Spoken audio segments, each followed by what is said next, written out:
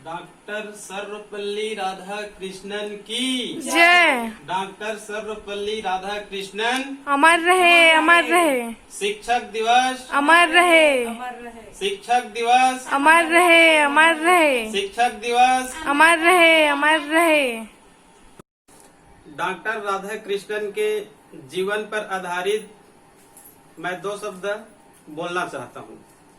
Doctor Radhakrishnan का जन्म आज ही के दिन अर्थात 5 सितंबर 1888 को हुआ था।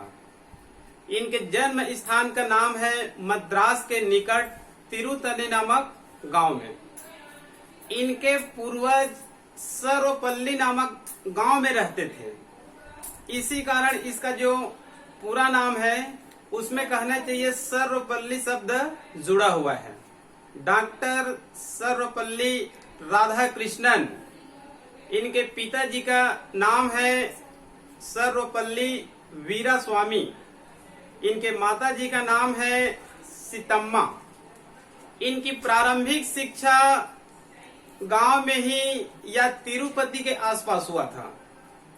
इसके बाद ये उच्च शिक्षा के लिए मद्रास क्रिश्चियन कॉलेज में एडमिशन लिए और मद्रास क्रिश्चियन कॉलेज में एमए की डिग्री प्राप्त करने के बाद ये दर्शन शास्त्र के सहायक प्राध्यापक बने।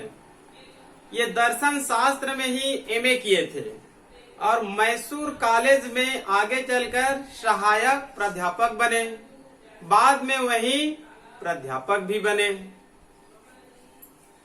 आगे चलकर ये 1931 से 1936 तक 1931 से 1936 तक ये आंध्र विश्वविद्यालय के वाइस चांसलर रहे।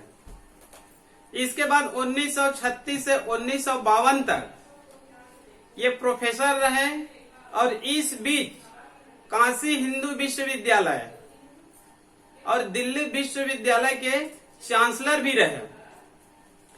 आगे चलकर ये 1952 में भारत के प्रथम उपराष्ट्रपति भी बने। भारत के प्रथम उपराष्ट्रपति और साथ ही कहना चाहिए लगातार 2 बार उपराष्ट्रपति रहे और 1962 में भारत के सेकंड राष्ट्रपति भी बने। 1954 में जब भारत के 3 व्यक्तियों को भारत रत्न से नवाजा गया तो उसमें एक व्यक्ति डॉक्टर सर्वपल्ली राधाकृष्णन थे।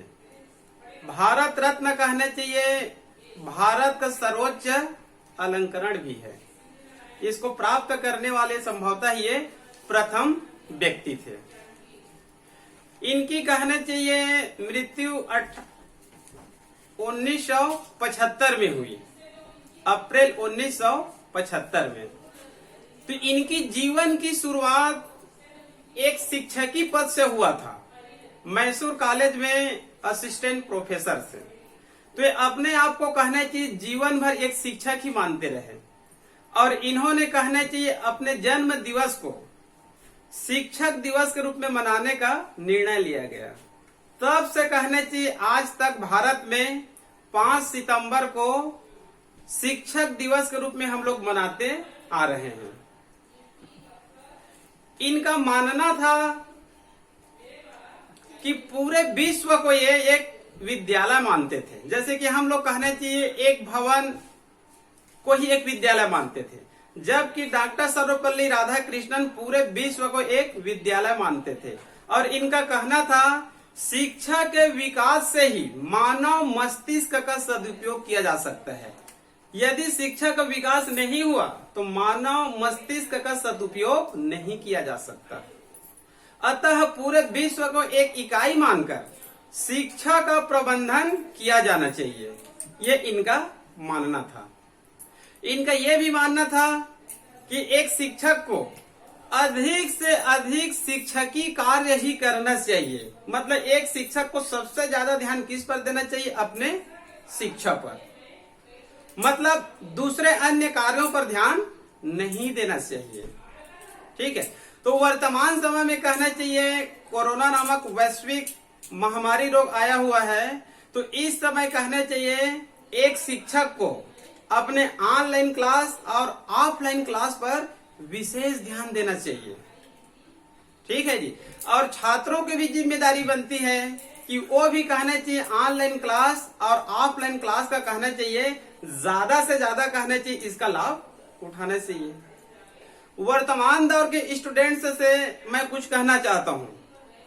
वर्तमान दौर के जो स्टूडेंट्स हैं उनको खूब पढ़ाई लिखाई करना चाहिए, खूब मेहनत करना चाहिए।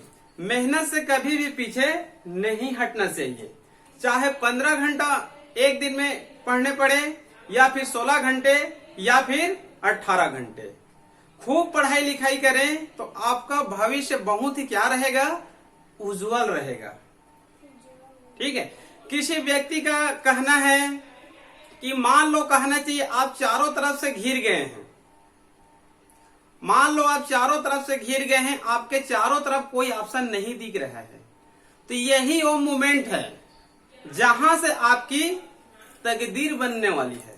जब तक आप कहना चाहिए चारों तरफ से नहीं घिरेंगे, तब तक आपके लिए ऐसा समय नहीं आएगा जब पूरी परिस्थिति आपकी विपरीत है, तो वहीं से आपका मूवमेंट शुरू होगा और यहीं से आपकी तकदीर क्या होने वाली है, बदलने वाली है। कहा जाता है एक डायमंड जितनी अधिक घिसती है उतनी ही उसकी वैल्यू बढ़ती जाती है। जब तक डायमंड नहीं घिसेगा तब तक उसकी वैल्यू नहीं बढ़ती है। तो आप कहने की जितने तपेंगे उतने ही आपकी वैल्यू क्या होती जाएगी, बढ़ती जाएगी। तो वर्तमान दौर के स्टूडेंट ये डायमंड का उदाहरण पे ज्यादा नहीं कर रहे हैं। ठीक है। जब तक वो चारों तरफ से विपरीत परिस्थिति में नहीं घिरेंगे, जब तक कहना चाहिए चारों तरफ अंधकार नहीं आएगा, तब तक कहना चाहिए आगे प्रकाश नहीं आएगा। ठीक है। तो वर्तमान दौर के स्टूडेंट खूब मेहनत करें, खूब पढ़ाई लिखाई करें और आगे बढ़ें। इसी के साथ मैं आप लोगों को पुनः एक बार शिक्षक दिवस के दिन पर आप सभी स्टूडेंट्स को मैं एक बार पुनः बधाई देना चाहता हूं। शिक्षक दिवस डॉक्टर सर्वपल्ली राधाकृष्णन के जन्म दिवस पर हम लोग मनाते हैं, तो उनके जो मार्ग है उनका हम लोग को अनुसरण करना चाहिए। ठीक है। यदि उनके मार्ग का अनुसरण नहीं करेंगे तो हम लोग आगे नहीं बढ़ पाएंगे। तो आप लोग खूब मेहनत करिए, खूब पढ़ाई करिए। ठीक है जी। केवल मैं इतना कहकर अपना वाणी को विराम देता हूँ। जय छत्तीसगढ़, जय भारत।